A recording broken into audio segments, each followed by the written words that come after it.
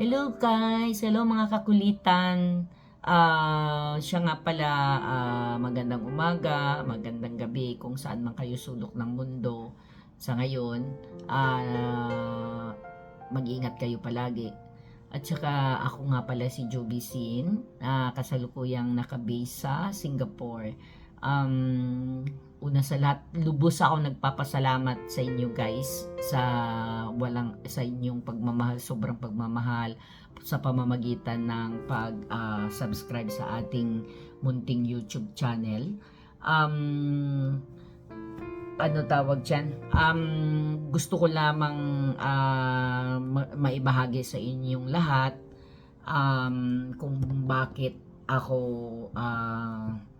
nag-create or gumawa ng YouTube channel. Kasi isahin natin ang dahilan. Handa na ba kayo, mga kakulitstan? Okay. Ako nga pala ay nagtatrabaho sa agency dito sa Singapore. Pangalan ng agency ko namin is Homemade Agency. Okay. Mayroon legit kami guys kasi mayroon kaming affiliate sa Pilipinas, dalawa.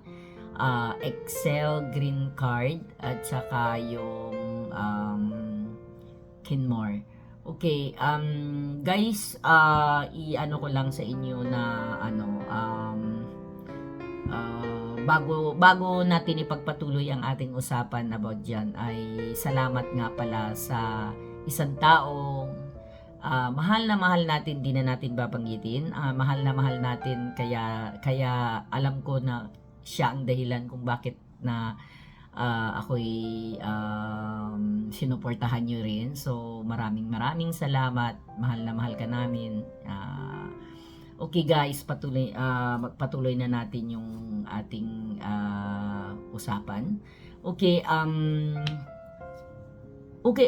isa lang naman ang reason kung bakit ako nag-create ng channel, dahil gusto kong makatulong sa mga gustong makipagsapalaran dito sa Singapore bilang isang domestic helper. Kasi alam naman natin kung gaano kahirap ang buhay sa Pilipinas, guys. So siguro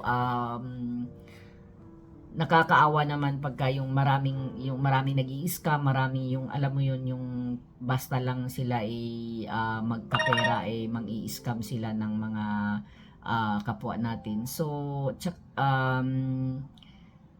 yun ang isang main purpose ko talaga kung bakit ako nagkaroon ng channel, para ma-reach out ko lahat ng mga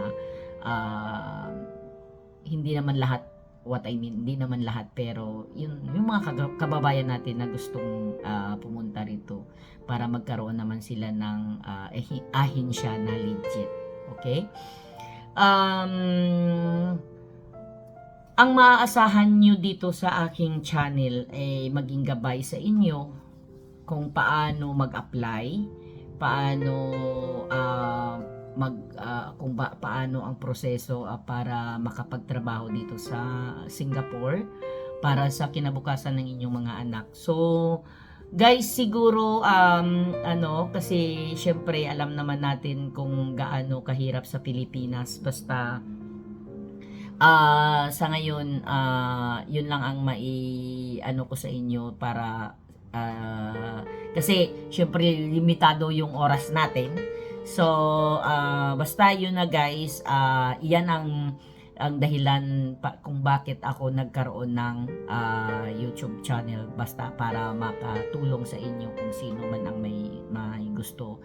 Basta dito muna tayo magtatapos. See you in the next episode. Pagpatuloy natin ang ating chika-chika. Bye muna sa ngayon. Basta see you in the next episode, part 2 natin. Bye guys! Bye!